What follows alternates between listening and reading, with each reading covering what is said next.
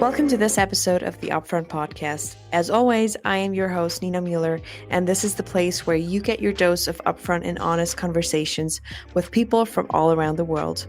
Enjoy the show. Hi, everyone, and welcome back to the second season of the Upfront Podcast. On this episode, my guest is Rabbi Akiva Weingarten, who was born and raised in the Jewish Ultraorthodox Satmar community in New York. He decided to leave the community, lived abroad for many years, then studied Jewish studies in Germany, and eventually became the rabbi for two liberal Jewish communities, one in Basel, Switzerland, and one in Dresden, Germany. His own book by the title Ultraorthodox has recently been published. We are, of course, talking about Judaism specifically and other religions, spirituality, and also what it was like for him to leave his old life behind. How he dealt with the struggles of entering a new world, redefining himself, and how his stance on identity, religion, and spirituality has changed. He will also tell us about what he thinks of pop culture depictions of ultra-Orthodox Jews, such as the Unorthodox series on Netflix, and much more, of course. This is a content warning. This episode contains difficult subject matter, including mentions of suicide, abuse, and assault. Please take care when listening. Thank you so much for doing this. I'm really thrilled to have you on. My pleasure, my pleasure. All right, Rabbi, could you please tell me a bit about yourself? Where do I start? Wherever you'd like to. My name is Akiva Weingarten. I am the rabbi of Dresden and the liberal Jewish community in Basel, Switzerland, and the founder of the Best Yeshiva. I was born and raised in New York. I lived in Israel for about 10 years, and I am in Germany for about 8 years now. Interesting. So did you actually make Aliyah at some point, or did you just stay and prolong your visa in Israel? Yeah. That's actually something that is more of a Haredi ultra-Orthodox thing, not to make an Aliyah, either for army reasons or just for general non-being Zionistic reasons. Right. How has your view changed on Israel now? Ooh, that's that you're a tough no one. longer because you do hear very different opinions from like secular, modern, Orthodox, whatever kind of degree of religious Jew. You do hear different like opinions on the state of Israel and whether it should be established or should have been established. What is your take on it now? I think that my problem in the past with Israel was for it not being religious enough or not being founded under religious guidelines. And now I think my problem with Israel is more for being too religious and not being inclusive to all the Jews in the world. The Jewish people need a place where they can be safe, and we've been there before. We've had our temples there. The land of Israel is full of Jewish archaeology and history. Jews have prayed for the return to Zion for 2,000 years and have made many attempts to return to the land of Israel whenever they could. For hundreds of years before the state of Israel was founded, Jews would try to move to the land of Israel and live there, even if they were very poor and were suffering from sicknesses and pogroms and whatever. So I think that the historical connection that we have to the land of Israel is indisputable. But of course, there's many other aspects that we have to take into account when we talk about Israel today, whether it's the Palestinian issue, internal politics, religious issues, secular issues. It's far from being perfect. And these things are, at least for us Jews, legitimate topics to criticize the state of Israel. So as you've mentioned before, you're now the rabbi of two liberal Jewish communities, one in Switzerland and one in Germany. But you did actually grow up and live in the Satmar community for many years, which for our listeners who are not aware, is an ultra-Orthodox Jewish community. What was that life like for you back then in the Satmar community? I often compare it to getting like a short flash view into the 18th century with all what that entails. So the clothing is different, the food is different, the music is different, the language is different. But more than that, it's not only the traditional part that is different, it's also the internal and mindset part, which is different. Science is very much rejected, and many aspects of things that we would accept in Western societies as given are some things that in the ultra-Orthodox world don't exist at all. So how did you come to a decision to leave the Satmar community? That's a much longer conversation. Basically, it was I think it was many, many years of research. It's not like a moment or a specific thing that happened that made me want to leave. I think that it was just something that was around for a while, and it just bubbled up over the years with lots of actual searching and soul searching and research and looking into other things. And it just brings one to a moment where the only option is clear from there. How did your family react? Are they still in the Satmar community? Yes, very much. Mm-hmm. And we actually have a very good relationship. They surprised me too. I wasn't sure how it's going to play out. I was preparing for the worst. I was preparing for total disconnection. And well, my mother surprised me. We had a very long conversation. And ever since, we found a way to respect each other and have a very strong family relationship despite our, very strong differences. That's great. You don't always hear that. That is very much, sadly, very much the case. What were the struggles of leaving your old life and community behind? Oh, those are enormous. One of the main things that the ultra-Orthodox world has, it's very much cult-like. Well, first of all, by definition, the way it runs, but also in the sense where everything could be dealt with within the community, and everything, all the services are provided within the community. So when someone leaves the community, they're really alone in the world, on the one hand. And the saddest part is that they have to leave into the Western world without any tools, what it means to be an adult in the Western world, without an education, without knowing how to do things in the world, how to approach anything, how to achieve anything, because these tools are just simply not given. Because, like I said, we're talking about a society that functions like in the 18th century, and they didn't need the tools back then that we need today to function in a Western society in the 21st century. How did you go about leaving the community? And if you could go back, would you do anything differently in how you sort of approached it?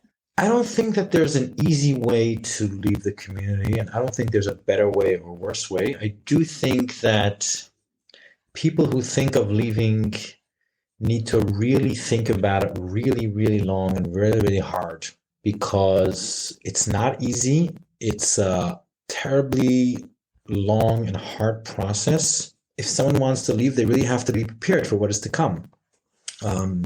Many people who leave have, suicidal thoughts, and just the difficulties are enormous.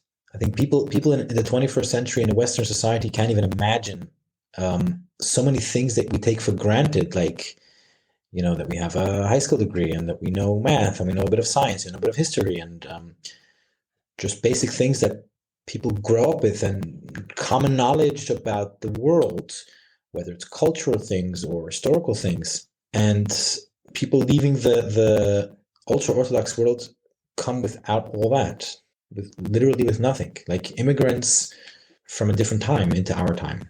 Like time traveling almost.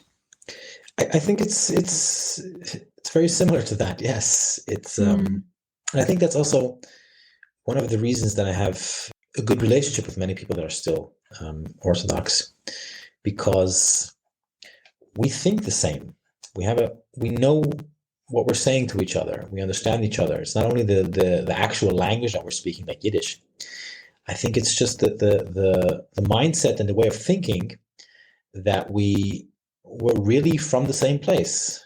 And even if we don't believe the same things anymore, there's still so much that unites us that we could understand each other very well. Were you able to afterwards sort of educate yourself academically in a way? Well, I had to, because I wanted to study in university. And for that, you have to have the proper credentials. And I think that I'm still learning until today, things that I don't know. And even now, 8 years later, I'm still finding my place in the world, which is very, very different than what I grew up in, and very different, even just the social rules of how things work. I think it's a lifetime of learning. But that applies to everybody. Yeah, definitely. The question is whether someone who grew up in the Western society, I mean, there's certain things you need to learn your whole life, how to become a better person, how to get along with your boss or spouse or whatever life brings to you. But I think that for people who left, it's way more difficult to be part of the Western society they want to be part of without having the basic tools to communicate with that world. The basic tools that every person grown up in a Western society in the 21st century has by default. The education, the knowledge, the connections, the being naturally born into this world. And we just never got that. Like we never knew who the Beatles were or who Nietzsche was. Like these just basic things that everyone knows, and everyone, if they want to learn about it, they know where to go to, right? We didn't have internet. We didn't have smartphones. We didn't have a library. We didn't have these basic things that we didn't have an option to change our haircut. We didn't have an option to choose what color shirt we want to wear, or what kind of glasses, or what kind of shoes. Like every single thing in every minute of the day and everything was around us was dictated from above. And I mean, still is in the Ultra-Orthodox world, the Haredi world.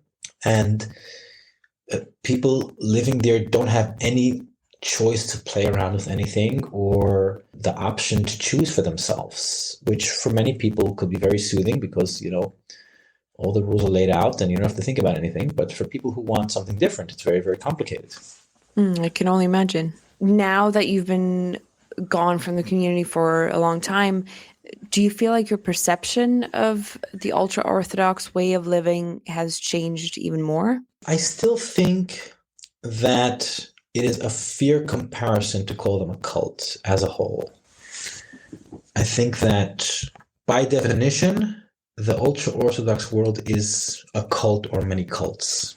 Not all cults are bad cults. And I think that the main thing that changed in my perspective over the years is that today I am much less angry. And I think that people should have the right to live the way they want to live, even if I think they're wrong.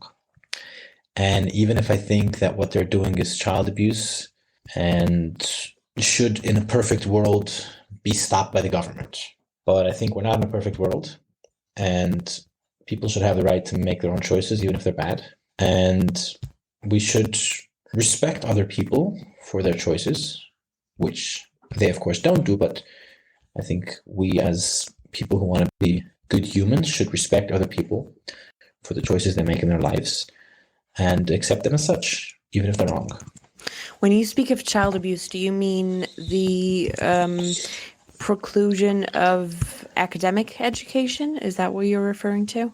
Well, that also, but I think raising children in the 21st century in a Western society without giving them the basic tools they need to exist in such a society, it's child abuse. Very simple. Well, it should be education, it should be languages and science, and not forcing religion on them, letting adults choose what they want to do with their lives and what they want to be. I mean, raising children in a cult is child abuse. But one could make the argument that that would interfere with the freedom of religion. Yes, 100%. The difference between a religion and a cult is basically just how old it is, right? All religions start with cults, and with time they became big enough and powerful enough and politically connected enough that it's not acceptable to call them cults anymore.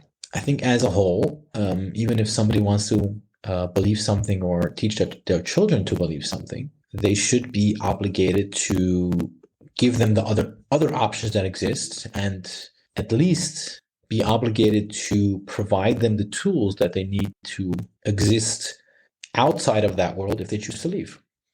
What if there is actually something would you wish you had known before you left the community? I think what I didn't know before I left was how difficult it's going to be. And that's not something that you could tell someone that it's going to be difficult, but it's very hard to pass on the feeling of how difficult it's going to be. And it's just something that you experience. It would have been good to hear it. It's just for me to know that I'm not alone and that what I'm feeling is normal. That would have been nice. But I think that what I learned through time and everything that I went through myself made me a stronger person and made me who I am today. Is there anything you could share with listeners that might want to leave a similarly strict community that might help them?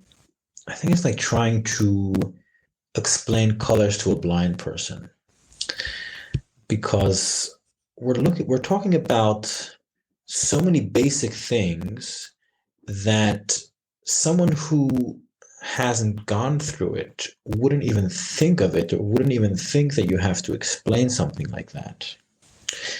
It's also very much an internal process where the whole moral system has to be rebuilt and restructured. We grew up with basically one moral objective as a whole, that everything is good or bad because God said so. There is no internal thought process around it, why something is good or bad. One of the great difficulties in order to exist in a Western society outside of the ultra-Orthodox world is to find new reasons for morals and to find new reasons why to get up in the morning. And that's not very easy. So it's a very long and internal process that people who leave have to go through. Were there moments where you felt like giving up and going back? No, I never thought about giving up and going back. Mm-hmm. I did think of giving up of life in general. Option came up for quite a while. I think that, this is actually something I heard from one of my professors where I was studying, that people only leave when the alternative is committing suicide. So the number of people going back is almost non-existent. Did you get any help from an organization that helps people who leave communities like these? No, no, not at all. I was in Germany and I had to learn how to do everything on my own. And that's why we created our organization here, to help other people and pass on my experience to other people where it wasn't existing when I left. There are organizations in Israel and America and England and Australia, wonderful organizations with whom we have a very good working relationship today. But I myself had to learn everything on my own. And how did you work through or get past these very dark thoughts when you were thinking about taking your own life? How did you move past that? How did you work through it?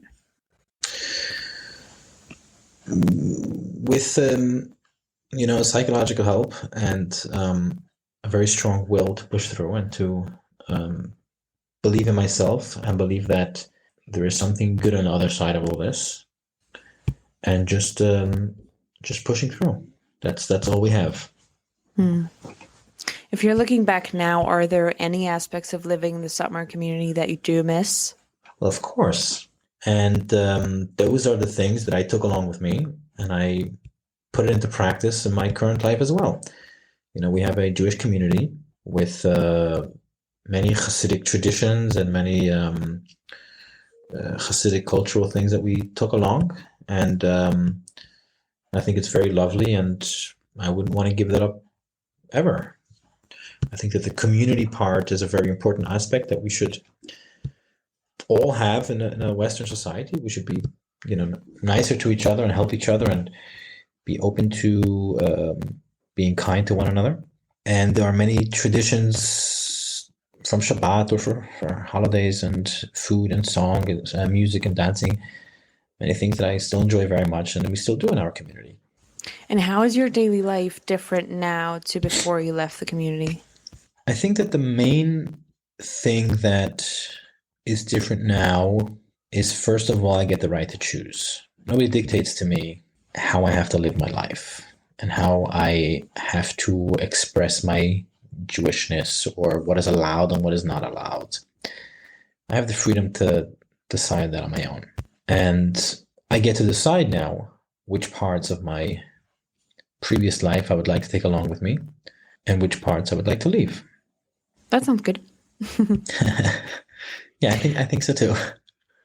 I'd say that most Jews in the diaspora sort of know of the Satmar community and have an idea of what life within the community is like, more or less. Now, there are depictions of ultra-Orthodox lives in movies that are sometimes not received well because of the use of stereotypes and misportrayal of Jews and what it's all about being a Jew. Why do you think people still seem to be so hung up on Jewish stereotypes when we just live our lives just as other people do and do our part of society? I think Judaism as a whole is a very, very fascinating group of people. I agree. Because, yeah, because first of all, we're a very, very ancient group. We're existing for a very long time. And we evolved in so many different ways within Judaism. And we have reach and connections in so many different aspects of the Western society. Nobel Prizes and Hollywood and politics and wealthy, successful Jews. And we're just very, very present. I mean, not very much in China or, I don't know, most of Africa nowadays. But in the European Western world, North America, Canada, some of South America, and in Europe, Judaism is a very important aspect of what life was or what life is here. Now, within Judaism, we have a very, I want to say colorful, but they're not really colorful. It's more black and white, but something that's fascinating to see. Like I remember when I was Satmar, I took my family to go see the Amish people in Pennsylvania. And it's fascinating to see a group of people in the 21st century still riding horses and buggies and not using electricity and dress differently and talk differently and eat differently. It's a fascinating thing to see. And we, Jewish people as a whole, have such a group in our circles. Whether or not they're portrayed accurately or not, it's hard to get it very authentic because up until recently, most ultra-Orthodox Jews would not participate and would not help out in something that is made about them, right? Because they were against technology and they were against, just cameras in general. And there's a certain internal mistrust towards the general society and something very everyone's out to get us mindset, which is, by the way, something very similar in North Korea. They're sure the whole world is out to get them, and the whole world is wants to destroy them, and everyone wants to kill every single last one of them. And they're the only people that got it right. They're the only people that have the true way of life, and the world will be a better place when everyone will see that they got it right. So it's very much that kind of mindset of exile, of being attacked, and we have to protect ourselves against the evilness around us.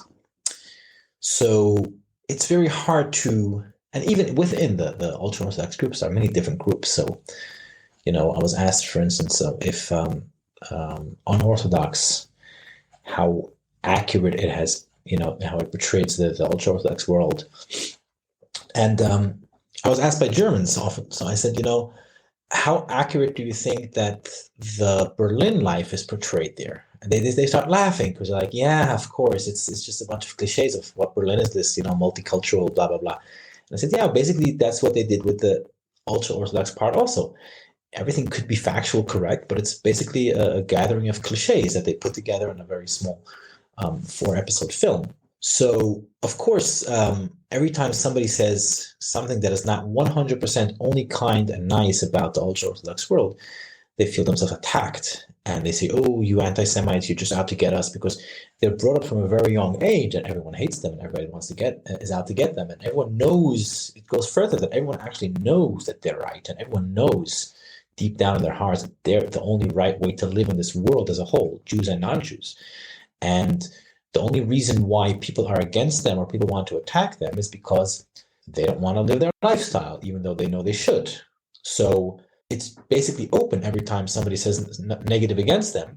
They're like, oh, you see, that's why it is. You're just anti-Semites. You hate us, and you know that that's the only true way to live. So I think it's complicated.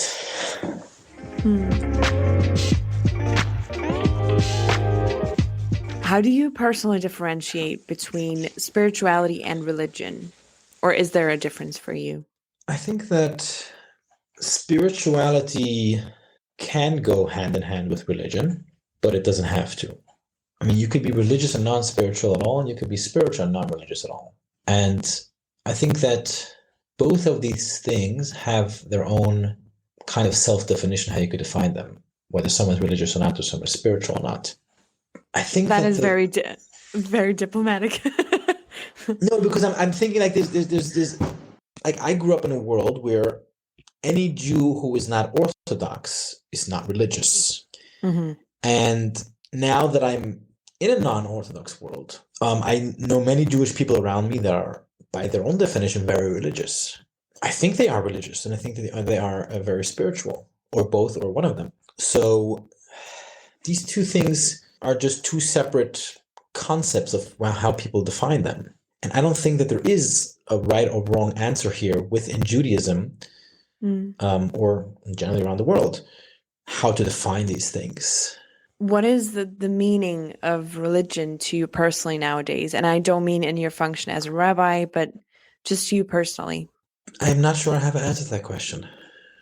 Yeah, it's not a very easy one. It's a very, very good question. It's a very, very good question. I think with other religions, it's simpler to define what religion is, because I think that their rules are simpler. Judaism is more than only a religion. That's the problem with Judaism.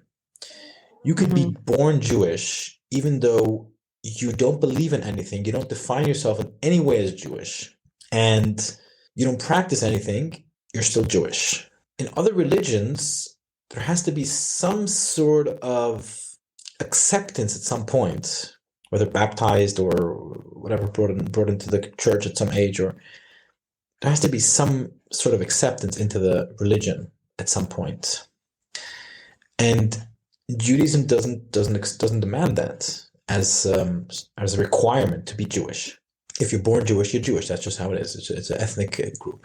Yeah, very true. Yeah. Judaism could be understood as a religion. You could convert to Judaism. Judaism could be understood as a nationality, let's say, or ethnic background.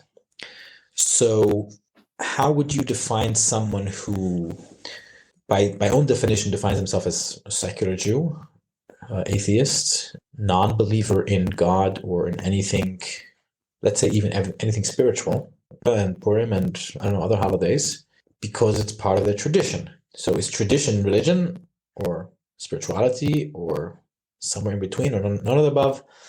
In Judaism, it's complicated to make that distinction. Like it's very much intertwined.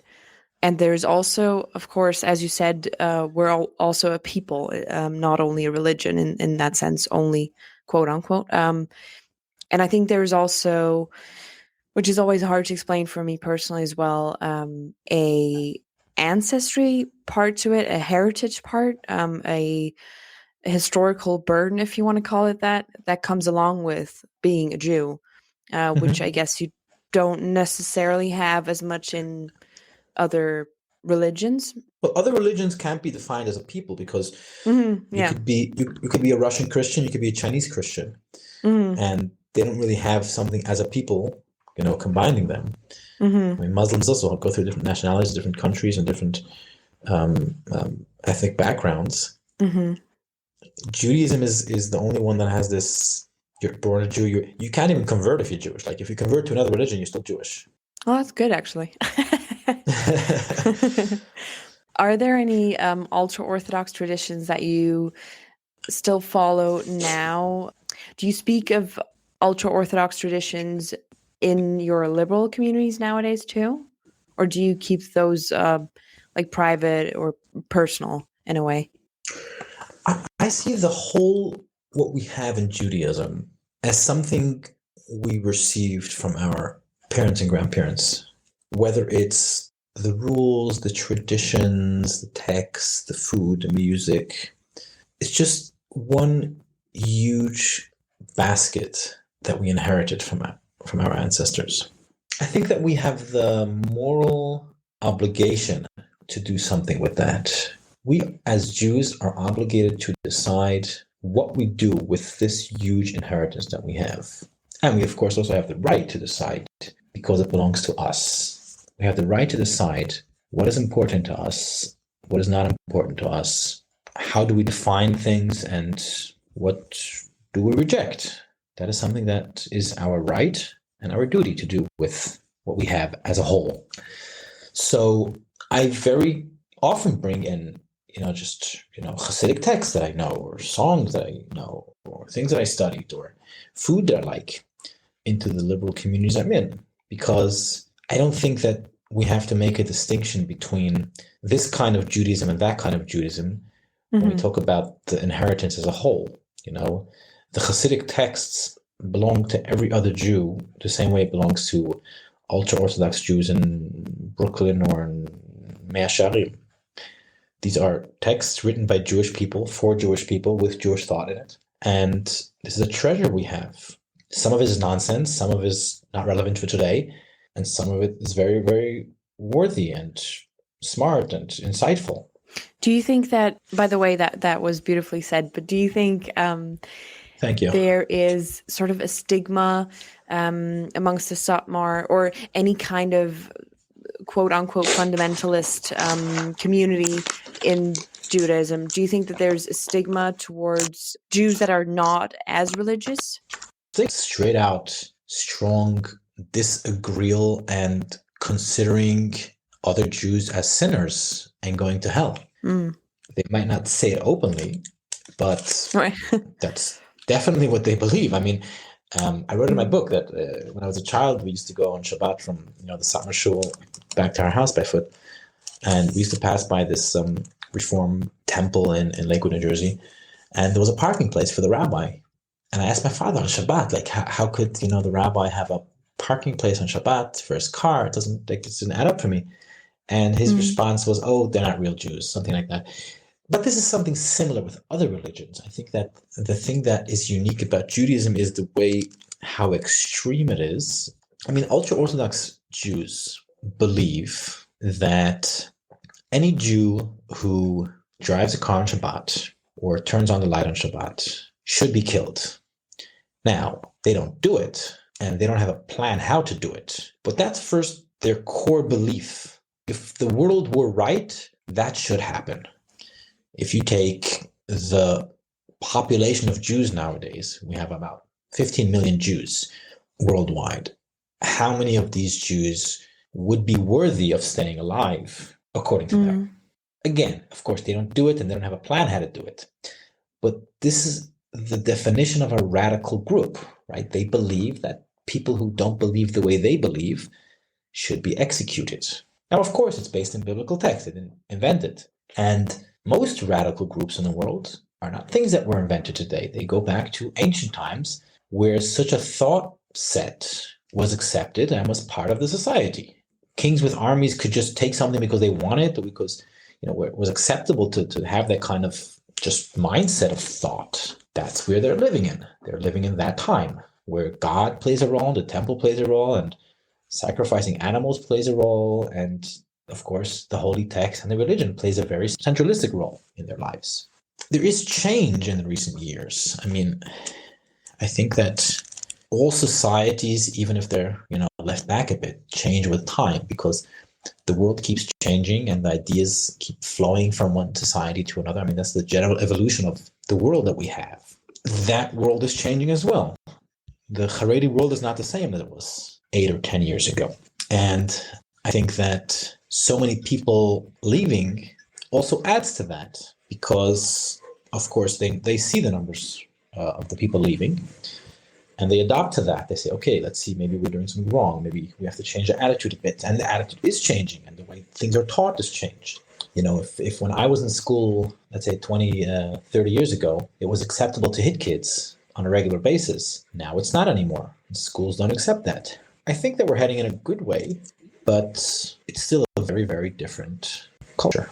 Do you think it has that sort of sticking to the very fundamentals and sort of staying amongst themselves? Do you think that has anything to do with the fear of, like, some kind of fear of the remains of the Holocaust, like what that has brought onto our people? Oh, definitely. This is something I tell, especially in Germany, when I give talks about the ultra-Orthodox world. I tell them, you have to understand, this is a monster you guys created, because the rabbis that came to America and to Israel after the war, they were traumatized so deeply. They lost their communities, their families. They had to, or tried to, create a Judaism the way they imagined it was before the war in their hometowns in Europe. And they created modern ghettos without walls for Jews in America and in Israel and someplace in Europe to rebuild Judaism, which they thought went under and will not exist anymore if they don't do something very drastically and very fast about it, right? There were no Haredi people before the war. I mean, there were, of course, people that were, maybe by definition, we would have classified them as Haredi people today, but they were all working. Very few of them went to yeshiva at all, and almost none of them stayed, studying Torah their whole life. Like, you have thousands and thousands of people doing it in America and Israel nowadays. This is a lifestyle that didn't exist. I mean, you could go back and see pictures and articles and descriptions of what communities were like back then. We have videos of what Jewish life looked like before the war. It wasn't this, and it became way, way more extreme. And that is no doubt something that the Holocaust created. So you are a German-American Jew, as far as I read. How or what do you identify yourself as the most? Well, I'm not German Jew.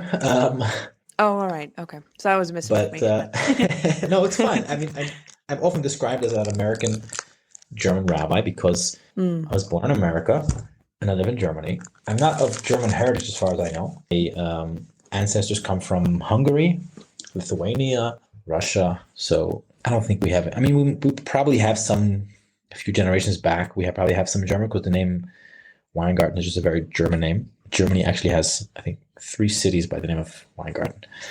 But I think this is one of the things that we're missing as ultra-Orthodox, or people who grew up in the ultra-Orthodox world, or at least in the Satmar world, sense of nationality. Although we technically grew up in New York and we were American citizens, we didn't really belong to the American culture, right? When we prayed, to return to our home, the prayer is to return to Zion. When we talk about in Yiddish about the home is Hungary. That's where the home is. We don't really speak English, we speak Yiddish. We dress very, very different. So technically we're American, but we're not really like, patriot Americans. I remember, I think it was after 9/11 or there was like a sudden anti-Semitic wave against ultra-Orthodox Jews for not putting up American flags. And of course, right away when it came out, they all put up flags and it wasn't a problem. Every house and every car had a flag on it the next day. But it was something that we didn't even think of. We're not really here. Yes, we live here. Yes, we have American passports. Yes, we vote here. We're not trying to be part of the society. We're not making friends, with the goyim around us. We're not really here. So I think the general sense of nationality is something that plays a very small role in our life. A passport for me today is just a means of transportation. I need a passport to go through the border. I don't care which one it is. And I would trade in my current passport with a different passport if it meant visiting more countries without having to get a visa there. So I don't think I feel connected to any specific nationality or, country as a whole. And I think that this is a more abstract idea that I have myself from my own journey. I believe that the world should be a more globalized place, and countries and borders are just, structures of war and pettiness from the past, which in an ideal world, if we call it messianic days, there would be no borders and no countries, just be people. I think there's a general lack of identity and sometimes even a sense of being rooted somewhere in terms of a location or a place amongst Jews. Generally, I feel like that is, especially in the diaspora, I think that is a lot of times that is an issue for a lot of people. Would you agree? First of all, yes, but I think it's more extreme for ultra-Orthodox Jews, because Orthodox or further left, conservative, reform, progressive Jews in America, they have a favorite baseball team that they root for. They have friends outside of their own bubble. They're more part of society. So even though Israel plays an important role in their life, and it plays an important role what exactly or how Zionistic or non-Zionistic they are, or how much they want to return to Zion or not, but they're much more rooted in the general population of the country. The ultra-Orthodox don't have any of that. They live in their bubble shtetl, ideally if they could, and only come in contact with the outside world when they absolutely have to.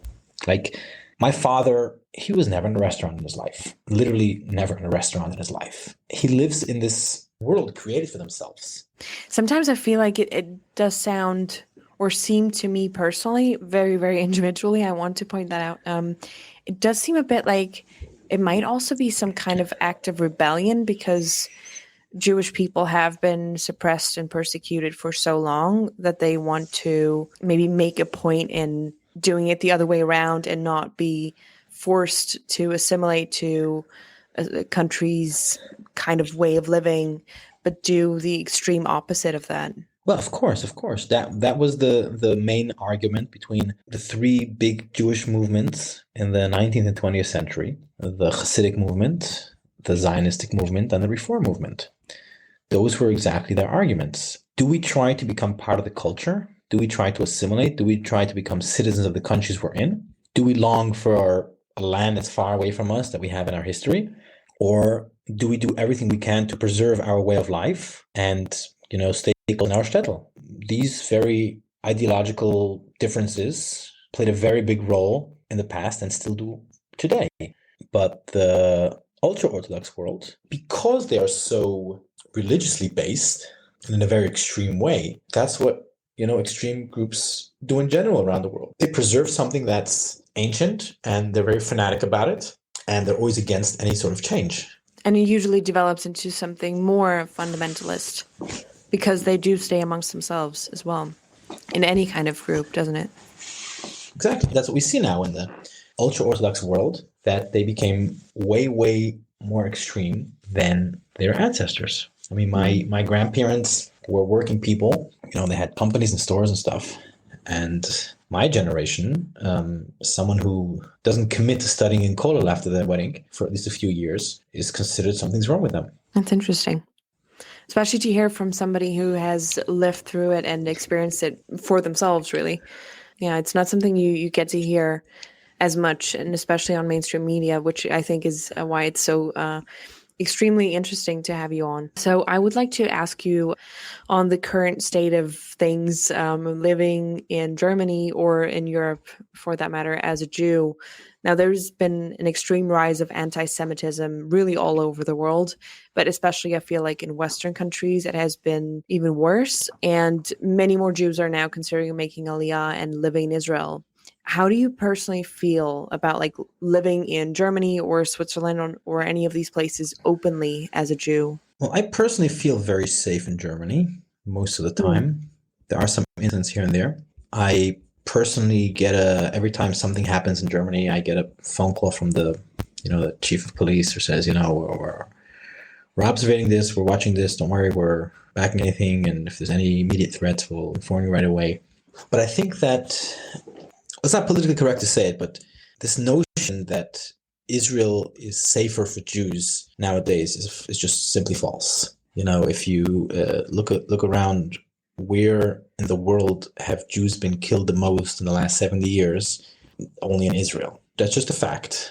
I don't feel less safe in Germany than I felt in Israel. On the contrary, I think it's more rooted in Israel Zionistic propaganda. That's Israel wants all the Jews, or wants to at least claim that they portray all the Jews in the world. So all the Jews have to come to Israel, and they're doing a very good job at it. Every time there's some stone thrown at a synagogue anywhere in Europe, there's always going to be that Israeli minister that will go in the press and say, "Oh, Jews from France come to Israel and live safe here," but not take into account bombs blowing up in Jerusalem and buses or whatever. Mm-hmm. I think it's a bit of an oversimplification, or probably even more of a straight out lie, to claim that Israel is safer for Jews, at least today. And people saying that from the political side have a very clear agenda why they're saying that and why they want that to happen. I do feel like in a way, I do feel more safe in Israel. Sadly, because I feel like we're much more prepared for any kind of terrorism. But then they don't usually get a lot of bombs and stuff at bus stops and many other places, really. So, I mean, there is a rise of anti-Semitism around the world, and of course, Corona helped that a lot also.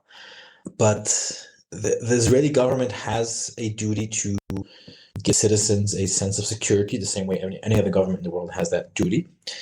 And I think that they do generally a good job in minimizing whatever they can and fighting terrorism as much as they can. But to claim that Israel is a safe place for Jews, I grew up in New York, and the first time I experienced anti-Semitism was in Israel, and from a Jew.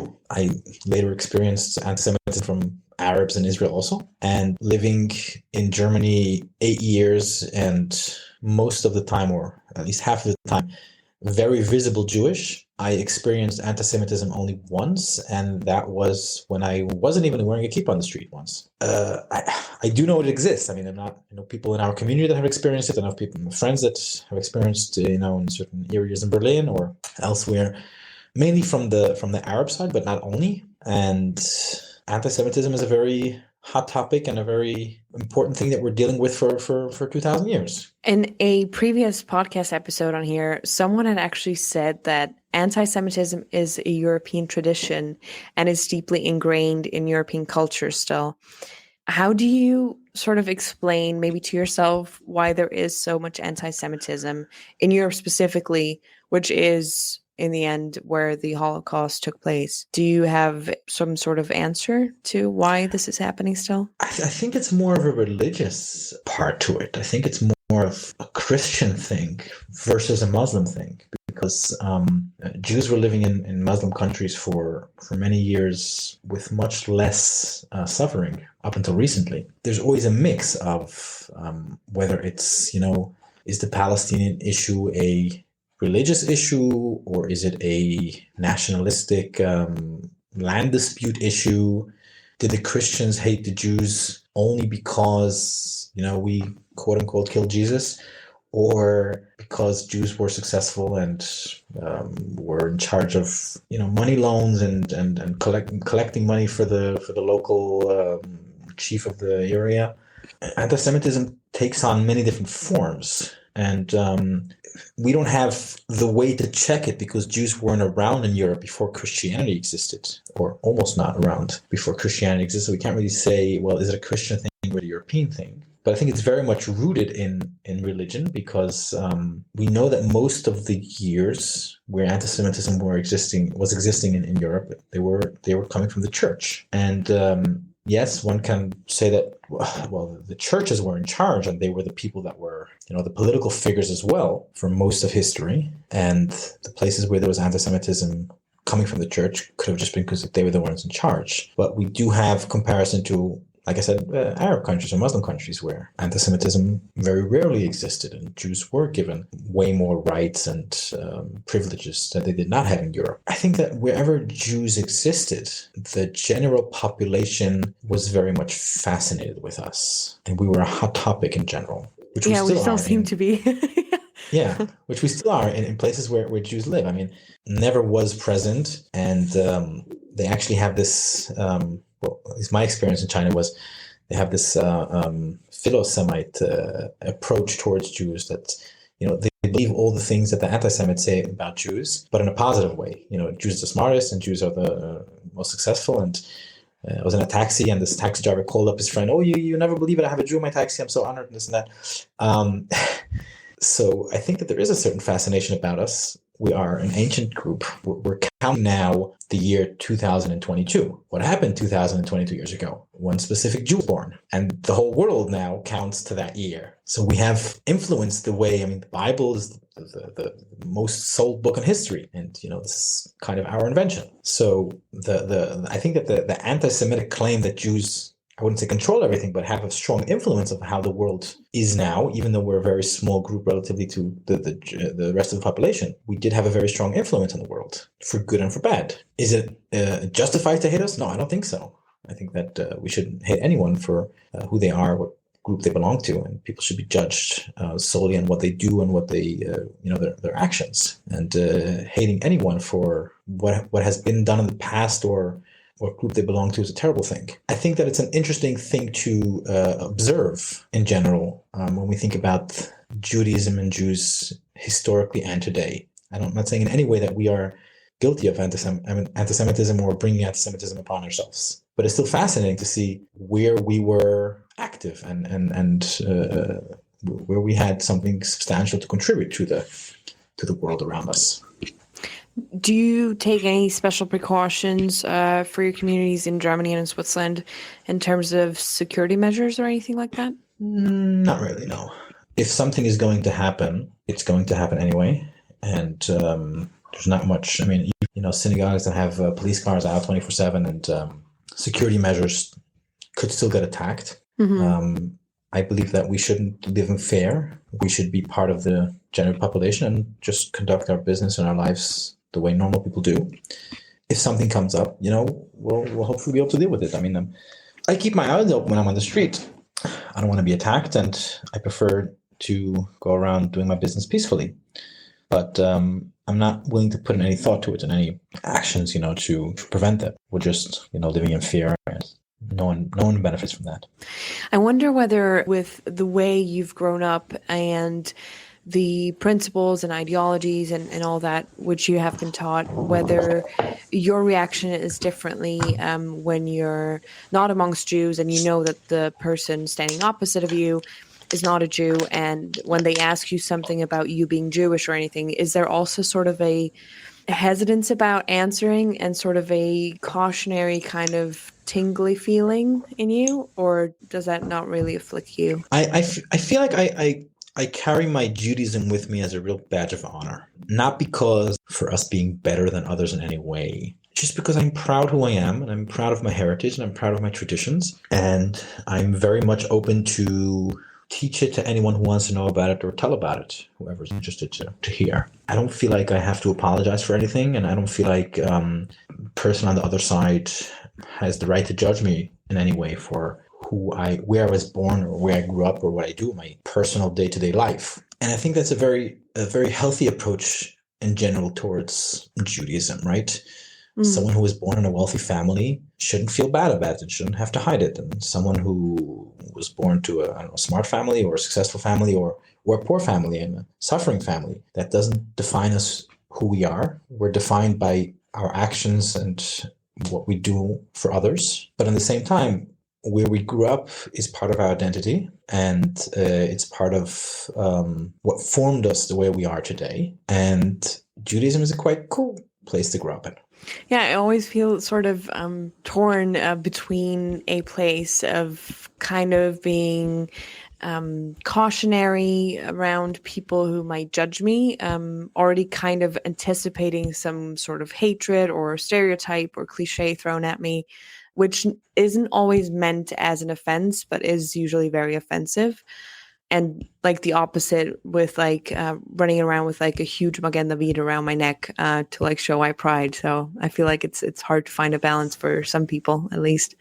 One last question then. What do you think we as Jews can do to counter stereotypes and anti-Semitism, or also for non-Jews listening? I think that question has to be divided. I do not think that we as Jews have to do anything to counter anti-Semitism. Nobody asks a woman who's been raped what she thinks about rape or how she thinks rape should be dealt with. I think that that's something that the general population around us has to deal with. And I think that non-Jewish people have to understand our sensitivity. Anti-Semitism has been with us for a very long time. We're dealing with it for a very long time. And any kind of hate towards Jews for being Jewish is anti-Semitic and goes in the same category as racism and hate towards any other group and should not be accepted or in any way amused by, because it's a real serious issue. Absolutely. Well, Rabbi, thank you so much for doing this, for your time and your input. I really appreciate your openness as well to answering all these questions. Well, thank you. This has been a pleasure. It was a real pleasure. Yeah, for me too. Thank you so much. Thank you. Bye-bye. All right. I hope this will help people understand Jewish life, different degrees of religiousness, and Jewish identity better. And hopefully this will help fight anti-Semitism by raising awareness, spreading knowledge to counter ignorance. Thanks for listening to this episode of the Upfront Podcast. If you haven't already, give us a follow and join in the conversation on Facebook and Instagram at the Upfront Podcast. Take care and see you next week.